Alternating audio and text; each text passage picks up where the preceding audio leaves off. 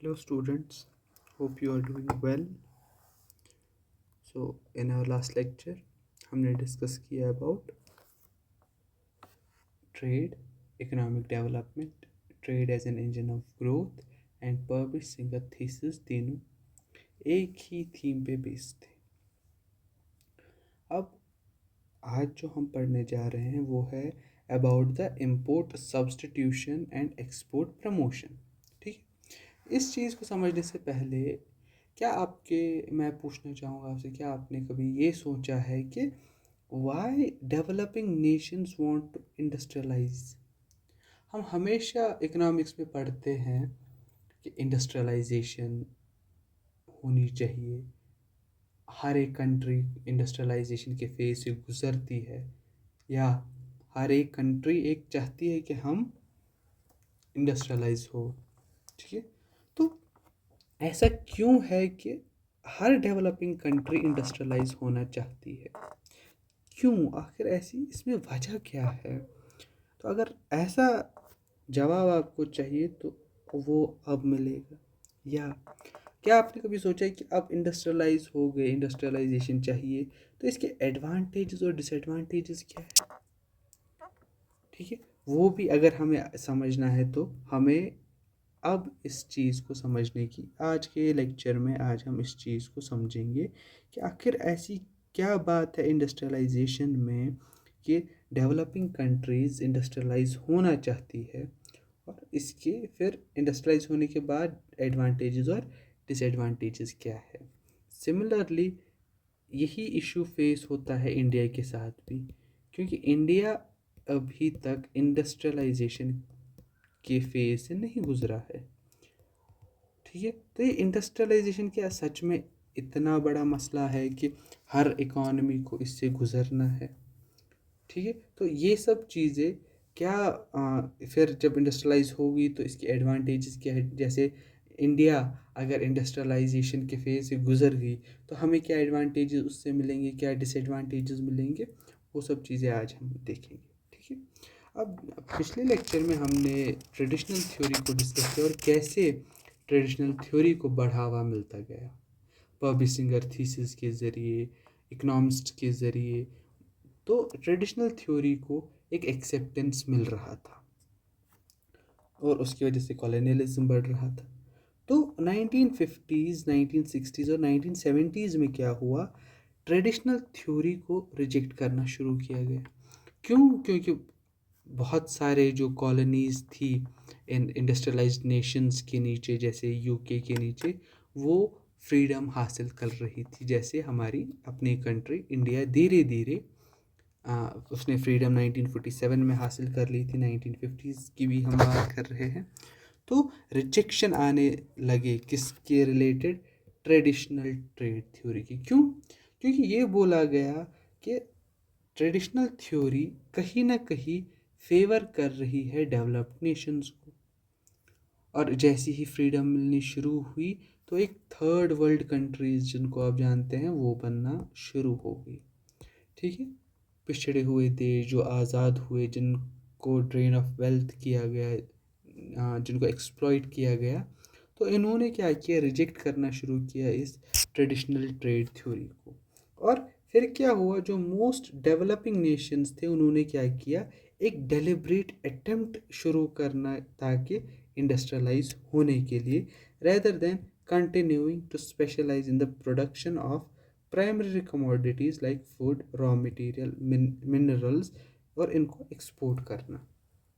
जो कि traditional theory कह रही थी, वो क्या कह रही थी, डेवलपिंग नेशंस को क्या करना चाहिए, स्पेशलाइज करना चाहिए इन the production of primary commodities, और उनको एक्सपोर्ट करना चाहिए किन के लिए?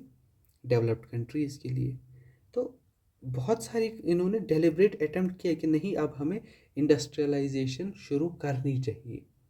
जैसे यूके की हम बात करें तो एक स्पॉन्टेनियस प्रोसेस था यूके में इंडस्ट्रियलाइज होने का, लेकिन फिर जब रिजेक्शन शुरू हुआ तो इन्होंने एक डेलिब्रेट प्रोसेस शुरू किया अपनी कंट्री में। जैसे इंडिया की बात हम करें, इंडिया ने भी 1956 में एक डेलिब्रेट अटेम्प्ट शुरू किया इंडस्ट्रियलाइज होने का, under the guidance of PC Mahalanobis. ठीक है, जिन्होंने हमारा सेकेंड 5 ईयर प्लान डिज़ाइन किया, जिसका एम था इंडस्ट्रियलाइजेशन। ठीक है, फिर क्या हुआ, तो ऐसे ही बहुत सारे अटेम्प्ट्स किए गए, नेशंस इंडस्ट्रियलाइज होना चाहते थे। ठीक है, तो इंडस्ट्रियलाइजेशन पे हम इतना रिलाई क्यों करते हैं, आखिर क्या मिलता है इंडस्ट्रियलाइजेशन से, वो देखेंगे हम। So industrialization was relied on to provide, क्या प्रोवाइड करता था, फास्टर टेक्नोलॉजिकल प्रोसेस। ठीक है, टेक्नोलॉजिकल प्रोसेस की अगर हम बात करें तो वो बहुत फास्ट हो जाती थी इंडस्ट्रीज़ के आने से। ठीक है, इंडस्ट्रीज़ के आने से डेवलपमेंट शुरू हो जाती थी हर एक स्फीयर। इंडस्ट्रीज़ आने की वजह से सबसे जो पहली चीज़ होती है वो होती है जॉब क्रिएशन और प्राइसेस का नीचे होना, बेटर स्टैंडर्ड ऑफ लिविंग। तो ये सब चीज़ें जैसी होने लगती है, टेक्नोलॉजिकल एडवांसमेंट, टेक्नोलॉजिकल प्रोग्रेस शुरू हो जाती है। ठीक है, पहली बात ये है इंडस्ट्रियलाइजेशन से। दूसरा, यही मैं कह रहा हूँ, creation of high paying jobs to relieve serious unemployment and underemployment problems. ठीक है, हाई पेइंग जॉब्स बहुत जल्दी क्रिएट होना शुरू होते हैं। क्यों, आपने इंडस्ट्री एस्टेब्लिश की तो आपको बहुत सारे वर्कर्स वहाँ पे चाहिए। ठीक है, अब इंडस्ट्रीज़, एक कंपनी ने बहुत सारी इंडस्ट्रीज़ बनाई, इंडस्ट्री 1, इंडस्ट्री 2, इंडस्ट्री 3। तो इन सब के मार्केटिंग मैनेजर्स होंगे कंपनी में जो फिर काम करेंगे वहाँ, तो बहुत ज़्यादा हाई पेइंग जॉब्स हमारे पास शुरू हो जाती है, जिससे हम अनएम्प्लॉयमेंट जैसी प्रॉब्लम्स को टैकल करना शुरू कर देते हैं।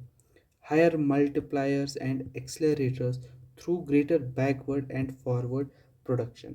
ये मल्टीप्लायर और एक्सलरेटर, ये आपने जो मैक्रो इकोनॉमिक्स है जॉन मेडियार्ड कीन्स के ज़रिए समझाया होगा कि मल्टीप्लायर और एक्सलेटर का इफ़ेक्ट क्या होता है, ये बैकवर्ड और फॉरवर्ड प्रोडक्शन क्या होती है, इसको हम जल्दी यहाँ पे समझते हैं। जैसे समझिए कि इंडस्ट्रियलाइजेशन शुरू हो गई, तो इंडस्ट्रियलाइजेशन के लिए हमें क्या चाहिए, बहुत ज़्यादा रॉ मटेरियल चाहिए, वो आएगा एग्रीकल्चर से या प्राइमरी सेक्टर से। तो इनको डिमांड मिल गई तो यहाँ पे सप्लाई एग्रीकल्चर में ज़्यादा होगी और इनकी डिमांड। अब यहाँ जो इंडस्ट्रीज़ है वो क्या करेंगी, रॉ मटेरियल आ गया, अब इस रॉ मटेरियल से मैन्युफैक्चर्ड प्रोडक्ट्स बनाने हैं तो उसके लिए हमें लेबर चाहिए, तो वो आ जाएगा। और जैसे ही लेबर इंडस्ट्रियलाइजेशन में, इंडस्ट्रीज़ में काम करना शुरू होगा, ये प्रमोशन करेगा आपके सर्विस सेक्टर को। ठीक है, तो इस तरीके से ये बैकवर्ड इफ़ेक्ट का मतलब, इंडस्ट्रीज़ ने रॉ मटेरियल की बहुत ज़्यादा डिमांड की, उसकी वजह से सप्लाई भी होगी, तो एग्रीकल्चर ज़्यादा सप्लाई करेगा, फार्मर्स के पास इनकम आएगी, फार्मर्स अनएम्प्लॉयड नहीं रहेंगे, डिसगाइज्ड अनएम्प्लॉयमेंट कम होगी और इंडस्ट्रीज़ को फ़ायदा होगा। ये बैकवर्ड इफ़ेक्ट।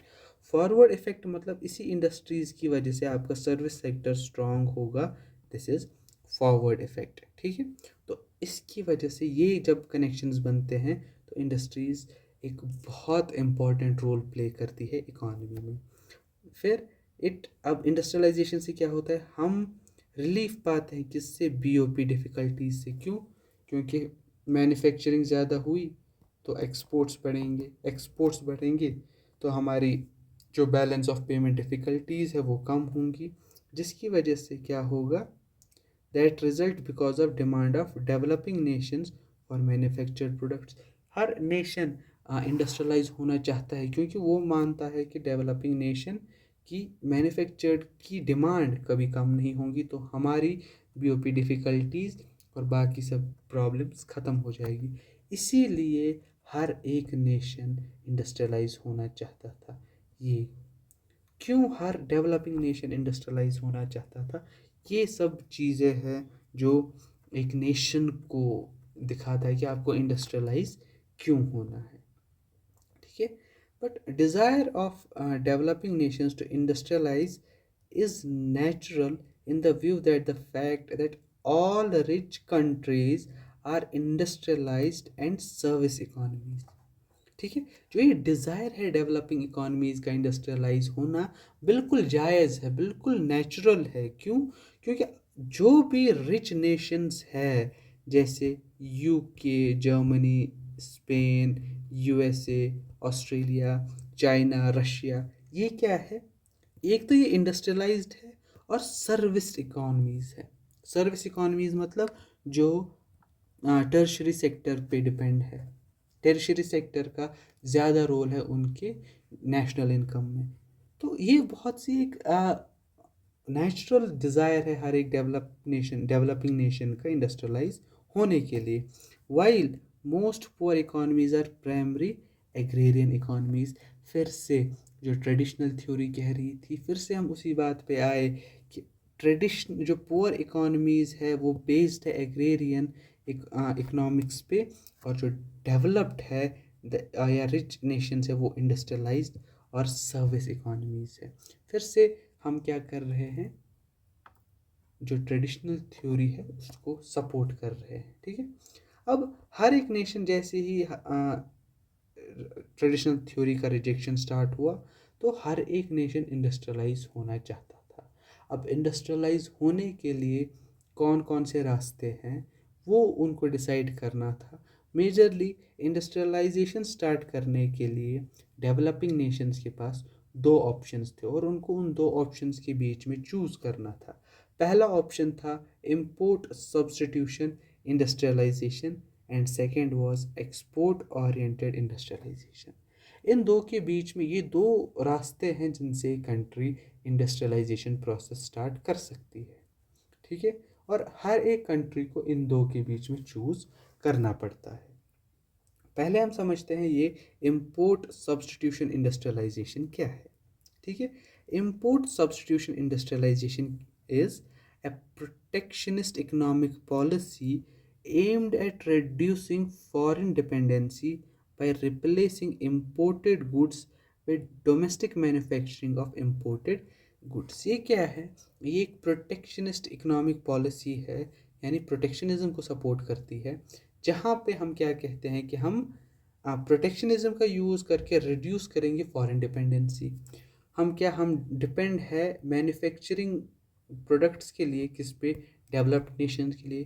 तो हम उसको रिड्यूस करेंगे उस डिपेंडेंसी को। कैसे, हम इम्पोर्टेड गुड्स जो हम मैन्युफैक्चर्ड इम्पोर्टेड गुड्स है उनको अपने नेशन डोमेस्टिक मैन्युफैक्चरिंग करेंगे, अपने नेशन में उस प्रोडक्ट की उस कमोडिटी का प्लांट लगाएंगे और वहाँ प्रोडक्शन करेंगे जिसको हम इंपोर्ट करते हैं और इंपोर्ट को नहीं करेंगे। ठीक है, ये है इंपोर्ट सब्स्टिट्यूशन इंडस्ट्रियलाइजेशन। ठीक है, governments foster local infant industries using tools. अब कैसे कैसे ये प्रोटेक्शनिस्ट यूज़ करते हैं, हाई टैरिफ्स लगाते हैं इंपोर्टेड प्रोडक्ट्स पे, इंपोर्ट कोटाज लगाते हैं, स्टेट सब्सिडी देती है इन इन्फेंट इंडस्ट्रीज़ को, और इस तरीके से ये इनक्रेज करते हैं लोकल प्रोडक्शन किस चीज़ की, उसी चीज़ की जो आप इंपोर्ट कर रहे हैं। इंडिया एक बहुत ही अच्छी एग्जांपल है यहाँ पे। इंडिया ने भी अडॉप्ट किया inward looking import substitution industrialization. कब, पोस्ट इंडिपेंडेंस। जैसे ही इंडिपेंडेंस मिली तो जवाहरलाल नेहरू ने इंडस्ट्रियलाइजेशन स्टार्ट करने के लिए कहा कि हमारी इंडस्ट्रीज़ बहुत इन्फेंट है, बहुत छोटी है। जो कॉलोनियलिज्म का पीरियड था तब उन्होंने इंडस्ट्रीज़ को एक्सपेंड नहीं किया। तो अगर अब हमें इंडस्ट्रीज़ को एक्सपेंड करना है तो हमें इंपोर्ट सब्स्टिट्यूशन करना पड़ेगा, क्योंकि हमारी इंडस्ट्रीज़ बहुत छोटी है। अगर हम इकॉनमी को, अपनी इंडियन इकॉनमी को खुला छोड़ दे फॉरेन के लिए, तो जो फॉरेन की बड़ी फर्म्स है वो कभी हमारी छोटी इंडस्ट्रीज़ को उस अपने लेवल तक आने नहीं देंगी। ठीक है, कब तक हमने इंपोर्ट सब्स्टिट्यूशन का सहारा लिया, 1991 तक, जब तक इकोनॉमिक क्राइसिस हमारे बीच में नहीं आए। अब एडवांटेजेस क्या है इंपोर्ट सब्स्टिट्यूशन को लेने का, या इसको एज ए ऑप्शन चूज़ करने का, क्या एडवांटेजेस है हमारे पास। पहला, the market of the industrial product already exist as evident by the imports of commodity. ठीक है, क्या कह रहा है कि जैसे ही आप कह रहे हैं कि हम तो इस कमोडिटी को बहुत ज़्यादा इंपोर्ट करते हैं, इसका मतलब आपकी इकॉनमी में पहले ही उस कमोडिटी की डिमांड है। तो अगर आप उसका लोकली प्रोडक्शन करेंगे तब भी उसकी डिमांड रहेगी। इसका मतलब आपका जो रिस्क है वो रिड्यूस होगा by setting up an industry to replace imports. ये बहुत अच्छा एक एडवांटेज है कि उसकी डिमांड है, आपको डिमांड ढूंढनी नहीं है उस प्रोडक्ट के लिए। तो आप एक प्लांट सेटअप कर लीजिए और इम्पोर्टेड गुड्स को लोकली प्रोड्यूस करना स्टार्ट कर लीजिए। दूसरा एडवांटेज क्या है? It is easier for developing nations to protect their domestic market against foreign competition as than to force developed nations to lower trade barriers against their manufactured products. क्या कहते हैं कि ये ईजी है किन के लिए? डेवलप्ड नेशंस के लिए। क्या? प्रोटेक्ट डोमेस्टिक मार्केट, अपने डोमेस्टिक मार्केट को प्रोटेक्ट करना किससे? फॉरेन कंपटीशन से। ठीक है, किसके बजाय? देन डेवलप्ड नेशंस को कहना है कि आप अपने ट्रेड बैरियर्स को कम कीजिए मैन्युफैक्चर्ड प्रोडक्ट्स के लिए। तो ये एक अच्छा एडवांटेज है। तीसरा, foreign firms are induced establish so called tariff factories to overcome tariff wall of developing nations. ठीक है, अब जैसे ही डेवलपिंग नेशन ने टैरिफ लगा दी किस पे? डेवलप्ड नेशन पे। तो वो क्या करेंगे? टैरिफ फैक्ट्रीज स्टार्ट कर देंगे। ये टैरिफ फैक्ट्रीज क्या है इसको समझते हैं। तो मैन्युफैक्चरिंग, ये ट्रेड फैक्ट्रीज क्या है? ये एक मैन्युफैक्चरिंग फैसिलिटी है build by a foreign company inside a country specially to bypass the country's high import taxes and tariffs on finished goods। अब इंडिया, मान लीजिए इंडिया ने बहुत इम्पोर्ट सब्सटीट्यूशन इंडस्ट्रियलाइजेशन को चूज़ किया और उन्होंने हाई टैरिफ्स लगा दिए। ठीक है, जैसे हम हाई टैरिफ्स लगा दें किस पे? यूएसए की टेस्ला कंपनी पे फॉर एग्जांपल ले लें। ठीक है, यहाँ पे क्या होगा? अब जो बाहर से टेस्ला की गाड़ी आएगी उस पर बहुत ज़्यादा टैरिफ लगेगा। ठीक है, उसकी वजह से डिमांड बहुत कम होगी हमारे यहाँ। क्यों? क्योंकि उसका प्राइस बहुत ज़्यादा होगा। तो टेस्ला इस चीज़ को बाईपास करने के लिए टेस्ला क्या करेगा? अपना एक मैन्युफैक्चरिंग यूनिट डायरेक्ट इंडिया में इस्टेब्लिश करेगा और लोकल प्रोडक्शन करेगा, जिसकी वजह से वो बच सके किससे? टैरिफ देने से। और इसकी वजह से नेशन को क्या फ़ायदा है? नेशन को फ़ायदा है कि एक फैक्ट्री या एक फर्म आ गई वहाँ पे जो वहाँ लोकली प्रोडक्शन कर रही है। जैसी टैरिफ फैक्ट्रीज बनना शुरू होती है, एम्प्लॉयमेंट मिलना शुरू होता है, जिसकी वजह से बहुत सारी चीज़ें। और आपको क्या मिलता है? एक फैक्ट्री मिलती है, एक कंपनी मिलती है विदाउट एनी इन्वेस्टमेंट। ठीक है, क्योंकि वो बाहर की कंपनी आती है वही लगाती है। ठीक है, ये क्या है? जो फॉरेन फर्म्स है जिन पे टैरिफ लगता होता है वो ओपन करते हैं फिजिकल प्रोडक्शन प्लांट। ठीक है, फिजिकल प्रोडक्शन प्लांट वहाँ जाके फर्म को एस्टेब्लिश करती है इनसाइड द मार्केट जहाँ पे उनके टैरिफ्स लगे हैं। The company can produce and sell its goods domestically avoiding border taxes. Domestically उस चीज़ को फिर प्रोड्यूस करते हैं और अवॉइड करते हैं। जैसे हम देखिए एफडीआई में इसका बहुत अच्छा एग्जांपल है फॉरेन डायरेक्ट इन्वेस्टमेंट। जैसे कि कोक की एग्जांपल लें, कोका कोला की कंपनी इंडिया में आती है, यहाँ प्लांट लगाती है और डोमेस्टिक प्रोडक्शन करना शुरू करती है। केएफसी की बात करें, केएफसी एक इंटरनेशनल ब्रांड है, तो वो क्या करता है? हर एक आउटलेट बनाता है कंट्री में, पैसा केएफसी का। तो जॉब किसको मिल रही है? लोकल्स को मिल रही है। ठीक है, लेकिन इसमें जो इन्वेस्टमेंट है वो केएफसी का है, तो प्रॉफिट भी केएफसी को जाएगा। लेकिन जो ये वेजेस देते हैं वो किसको मिलेंगी? लोकल्स को मिलेंगी। जो ये रेंट देते हैं जहाँ पे खुद, वो किसको मिलेगा? लोकल को मिलेगा। जो ये इंटरेस्ट देते हैं, ठीक है, तो वो किसको मिलेगा? लोकल बैंक्स को ही मिलेगा। तो इसकी वजह से बहुत ज़्यादा फ़ायदा होता है किसको? डेवलपिंग नेशंस को। ये जो टैरिफ फैक्ट्रीज का कंसेप्ट है ये बहुत पॉपुलर हुआ कब? लेट 19th और अर्ली 20th सेंचुरी में। कब हुआ? जब for instance after US implemented high tariffs in 1890s। US ने बहुत ज़्यादा टैरिफ लगा दिए 1890s में। किसमें? यूरोपियन कंपनीज, यूरोपियन यूनियन की कंपनीज पे, जिसमें मेनली मैन्युफैक्चरिंग कंपनीज और स्टील की कंपनीज थी। और इसके अगेंस्ट में ईयू की कंपनीज ने फैक्ट्रीज ही बिल्ड कर दी डोमेस्टिकली यूएस के अंदर, और वहीं पे क्या किया? प्रोडक्शन किया और अपने कॉम्पिटिटिव एडवांटेज को इन्होंने जारी रखा, क्योंकि इन्होंने मार्केट यूएस में बना लिया था। ठीक है, और इनकी मोनोपोली थी वहाँ पे। तो अपने कंपटीशन को बरकरार करते हुए इन्होंने वहाँ पे डोमेस्टिकली प्रोडक्शन करना शुरू कर दिया। ये एडवांटेजेस है जब आप इंपोर्ट सब्सटीट्यूशन इंडस्ट्रियलाइजेशन को चूज़ करते हैं। जब आप डिसएडवांटेजेस की बात करते हैं, डिसएडवांटेजेस की बात पहली है कि lack of innovation in domestic industries due to lack of competition. Lack of innovation क्यों होता है? क्योंकि बाहर से एक कंपनी आती है, वो एस्टेब्लिश करती है, उसको अपने रिसोर्सेज है, अपने लॉजिस्टिक्स हैं, वो अपने तरीके से हैंडल करती है, वो अपनी इंफॉर्मेशन दूसरी फर्म्स के साथ शेयर नहीं करती जो लोकल फर्म्स है। ठीक है, तो इनोवेशन लैक होने शुरू होता है। और जैसे ही बाहर की कंपनी आपकी डिमांड को कैटर करना शुरू करती है, तो लोग उसकी तरफ ज़्यादा जाते हैं और जो हमारी अपनी इंडस्ट्रीज़ है वो वही रह जाती है। क्यों? क्योंकि वो अभी उस कंपटीशन तक, उसके लेवल तक जो बाहर से फर्म आई है उनके लेवल तक नहीं पहुंच रही। No economies of scale for firms due to smallness of domestic market. अब जो यहाँ की फर्म्स है, डेवलपिंग नेशंस की फर्म है, वो तो सिर्फ अपने नेशन में काम कर रही है, और जो बाहर से आ रही है वो पूरी वर्ल्ड में एक इंटरनेशनल ऑर्गेनाइजेशन है, इंटरनेशनल कंपनी है, एमएनसी है। तो इनका जैसी मार्केट कम होता है, इनके पास इकोनॉमीज ऑफ स्केल नहीं रहता। ठीक है। तीसरा, with time import substitution become more and more difficult and costly.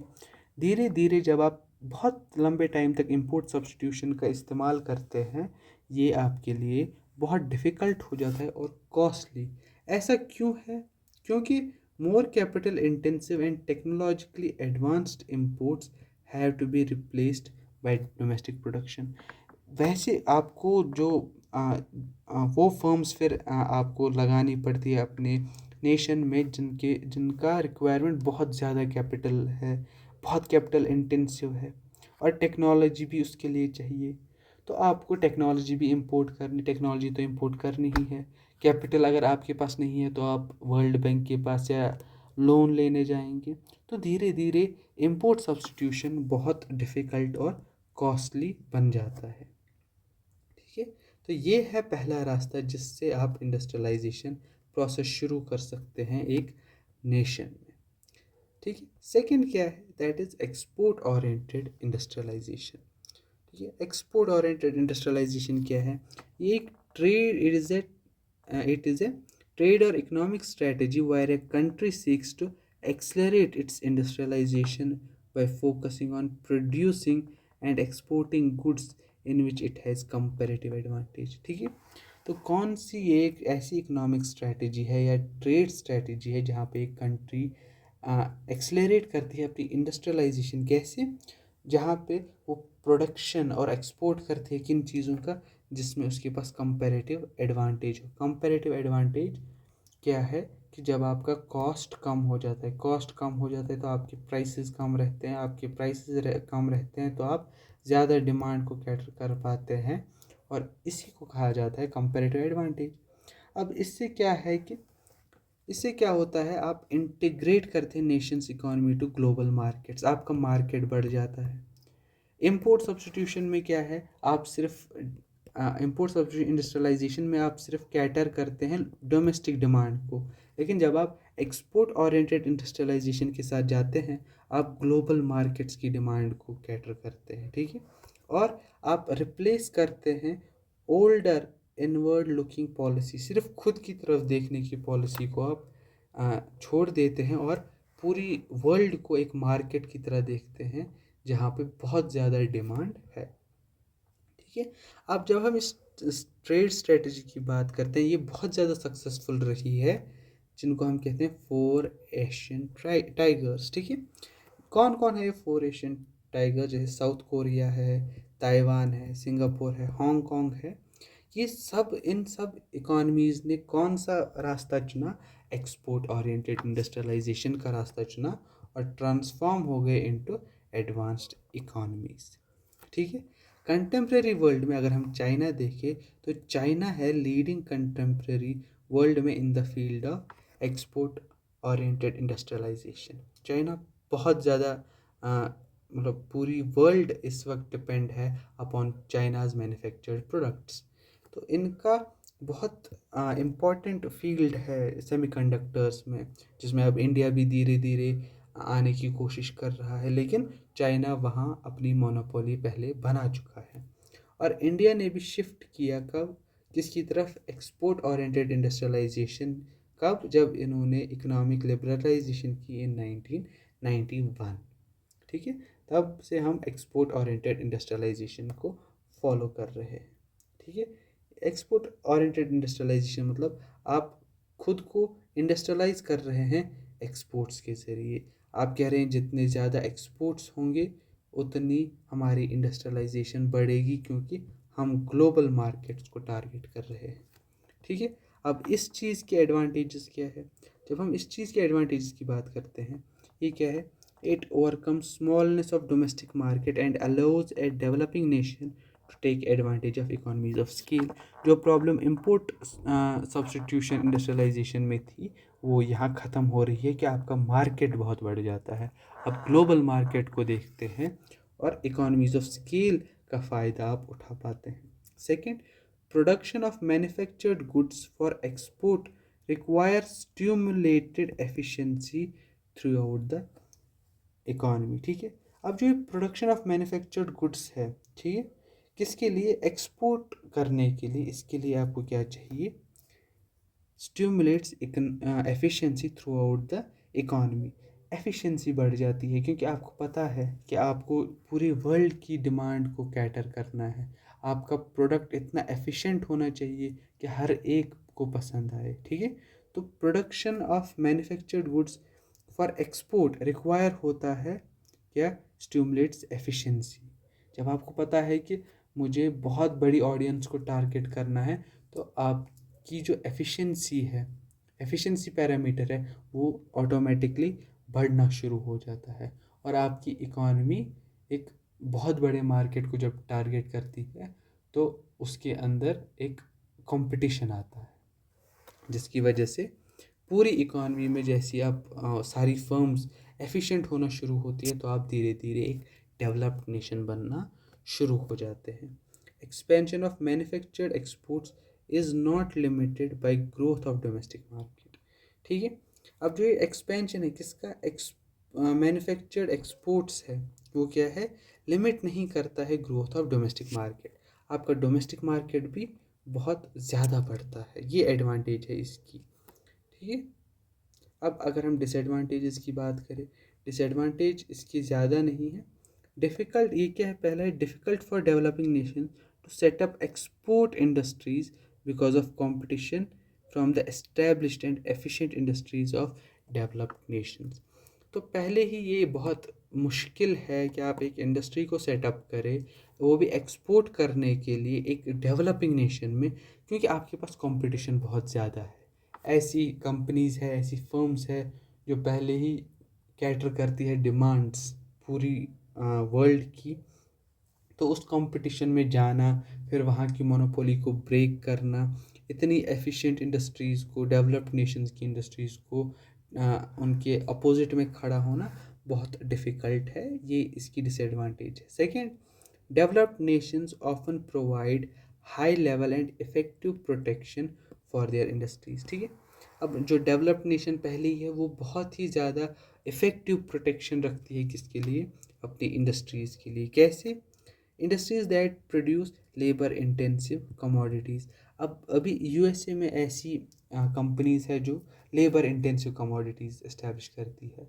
तो आप अगर चाहे कि मैं इसके अपोजिट में एक कैपिटल इंटेंसिव इंडस्ट्री लगाऊं, तो वो पॉसिबल नहीं है, क्योंकि यूएसए में लेबर इंटेंसिव कमोडिटीज़ को बहुत एफिशिएंट प्रोटेक्शन मिली है सरकार से। ठीक है, ये डिसएडवांटेज है इस बात का कि इसमें जो सबसे बड़ी चीज़ है कि आपको बहुत बड़े डेवलप्ड नेशंस जो पहले ही डेवलप हो चुके हैं उनके साथ मुकाबला करना पड़ता है। ठीक है, in 1950s to 1970s most developing countries often used import substitution to industrialize. ये बहुत अट्रैक्टिव लगने लगा 1950s और 1970s के बीच में कि आप इंपोर्ट सब्स्टिट्यूशन इंडस्ट्रियलाइजेशन को यूज़ करिए, किसके लिए, इंडस्ट्रियलाइज होने के लिए।